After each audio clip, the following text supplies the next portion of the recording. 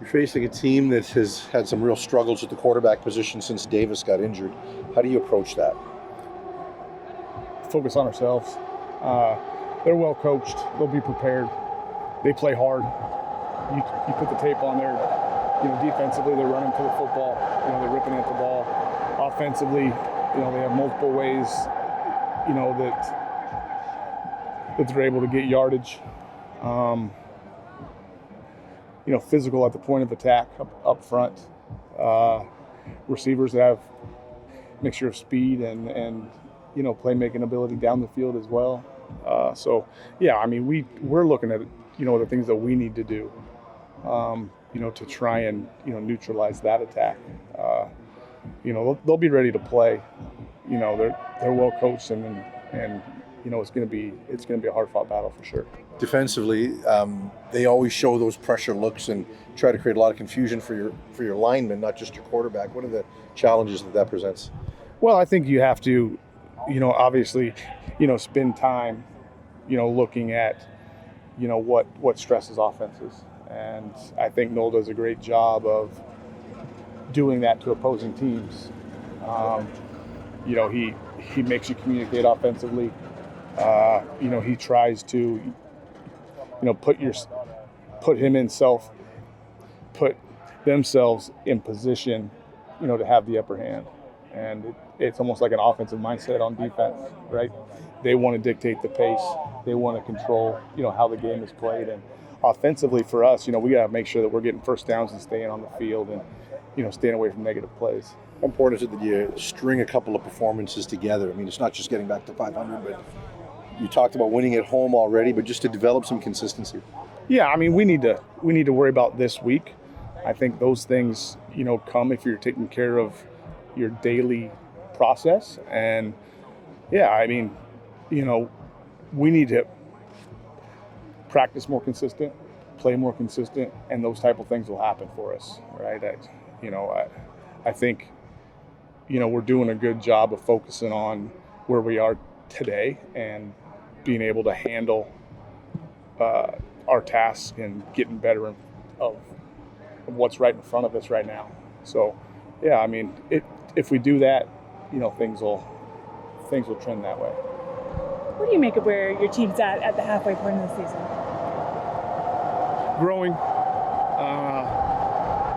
I think it's hard to kind of look at it as an entirety. We kind of look at it as, just like I said, how do we win each week? How do we improve as individuals and as a team? I think when you look back at, the first half of the season or, whatever you want to call it, there's a lot of, growth that's happened and needs to continue to grow.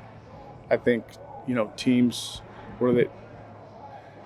that want to get to playing good football at the end of the year have to learn from those lessons. So that's really what I hope that we've taken from it is, hey, the past is the past. This is where we are. Understand where we are.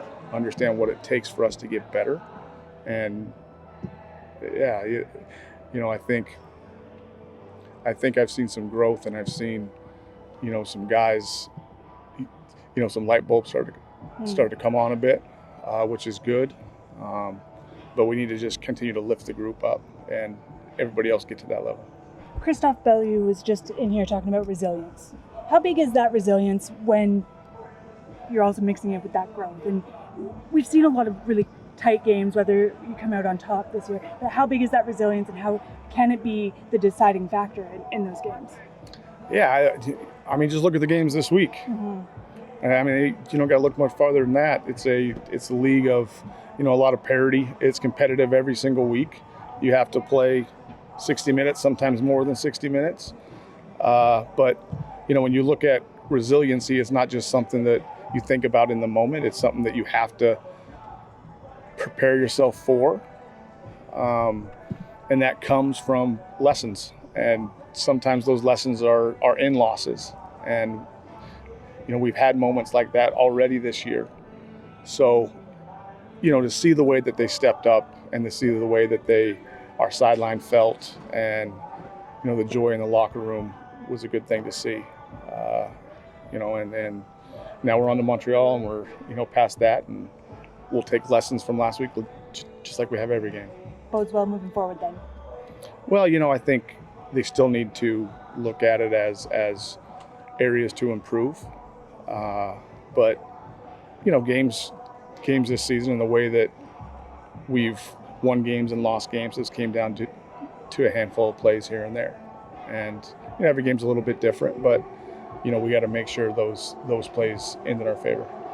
Going back to last week, that pivotal 3rd and 12 to Justin McKinnis, seemed like there was some discussion going on before that play between Nathan in the huddle and you on the sideline. Can you take us inside that moment? What was going on? What was the discussion there? Just play caller, quarterback, just communicating, and just going through scenarios, and we're able to talk to those guys and give them information that they need, and that's really all it was. So was there a change made? Like did Nathan not like the initial call and change it to something else? Was it vice versa? No. It looked like, on television at least, that he was trying to get some additional information. It looked like he didn't get all the communication or information to him. And then I think there was a shot afterwards, after the play. I think there was an injury player for them, so then there was a break, and then you could see you, and it looked like you were saying, "I know it's my fault," or something like that, where there was a kind of a lack of communication. I don't know if it was the technology. Was there something that happened that you remember, or no? No, I think it was just more of just us, talking through something and getting on the same page for that play. What do you make of Nathan at this stage of the season? Because he's making some incredible plays that nobody else in the league can make, but seems to be moments when maybe he's putting the football at risk a little bit at the same time trying to make a play. Is that something you want cleaned up, or is that just part and parcel with having a quarterback that's that dynamic? Well, I think there's always plays in the game that you always look at and you have to, focus on and say, hey, you know what, let's, focus on that this week. We need to improve certain things here and there. And that's every week at the quarterback position.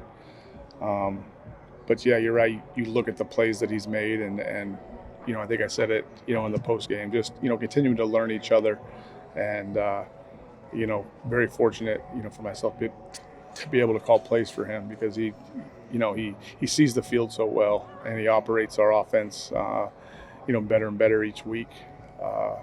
But yeah, if you ask Nathan too, he's still focusing on ways that he can be coached up, and ways that he can grow within our system too. Does it give you a few more extra gray hairs when he's shaking off guys and dragging them, trying to get a throw off at the last second? Well, yeah. You know what? I think I've came to learn. With a guy like him, you might be nervous at times, but you trust him, and there's not much more you can ask for than that. Thanks, Buck. Just added 3 guys, like Canadian depth. Is that kind of what we're looking for at this point with Hergy and Bennett, and maybe some guys that can play on teams? Like, what was the thought process there? Yeah, just boosting some Canadian depth there. Some guys that we feel can help us, and get them in and see what they can do, and get a better understanding of where they can help us. It looks at times like the pressure from your D line isn't there, and could a guy like Haba maybe give you some additional rotational depth so some of the other guys can be fresh? Well, yeah, I think you're always looking to, look at, options, and, wherever it may be. I think we got better pressure last week, than we had in the past. But yeah, we're always going to look at every option, no matter the results. Haba's, been in this league. Not familiar with him from Winnipeg, so, see how he looks out here in the next few days and go from there. Is there a chance? It looked like Bennett might go this week, might be able to play on teams. Is there a chance that Haba or could potentially get in this weekend? Too early to tell.